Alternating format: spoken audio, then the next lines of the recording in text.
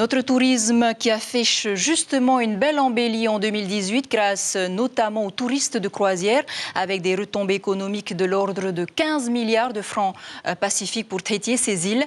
La promotion de la Polynésie en tant que destination croisière porte donc ses fruits, y compris pour les quelques commerçants de Papeete qui restent ouverts lors des escales. Caroline Fari, Florence O'Kelly. Chaque année, une trentaine de navires de croisière font escale en Polynésie. Une manne pour les commerçants et artisans de Papeete qui font l'effort de rester ouverts certains dimanches. On a, comme c'était le cas dimanche, où c'était plutôt une clientèle australienne qui n'est pas forcément acheteuse. Voilà. Mais vous ouvrez quand même votre commerce? On ouvre quand même. Dès qu'il y a des paquebots, les boutiques sont ouvertes. C'est rentable pour notre boutique, oui, parce que c'est comme je dis, c'est le seul magasin qui est ouvert. Donc pour nous, c'est rentable un dimanche. Ouais, en termes de chiffre d'affaires, ça double, ça fait... Oui, ça double d'une journée de la semaine. Quand le paquebot arrive, il y aura du monde. Il y a du monde pour l'exposition aussi. Il y a du monde qui descend. Et ces gens-là, ils achètent.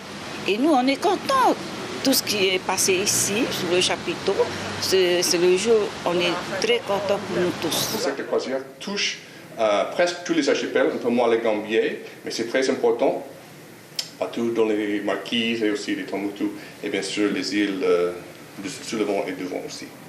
En Polynésie, la croisière intéresse deux types de visiteurs. Ceux qui arrivent par avion et embarquent sur les navires basés à Papeete, comme le Paul Gauguin ou la Ranui, et les excursionnistes qui traversent l'océan en paquebot, deux impacts économiques différents.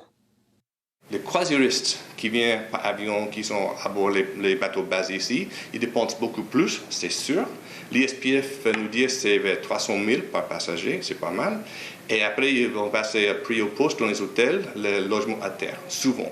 Mais les bateaux en passage transpacifique qui touchent ici, des excursionnistes, ils vont dépenser beaucoup moins, mais ils vont dépenser quand même quelque chose à terre pour les excursions, pour acheter les artisanats, des choses comme ça. Bonne nouvelle pour les prestataires, à partir de 2020, le Pacific Princess revient à Tahiti. Le président de la compagnie y voit une destination très prisée des visiteurs du monde entier. Mauvaise nouvelle pour les automobilistes, les travaux du futur terminal de croisière n'ont pas encore démarré. L'information en continu sur Polynésie la première, Internet et réseaux sociaux.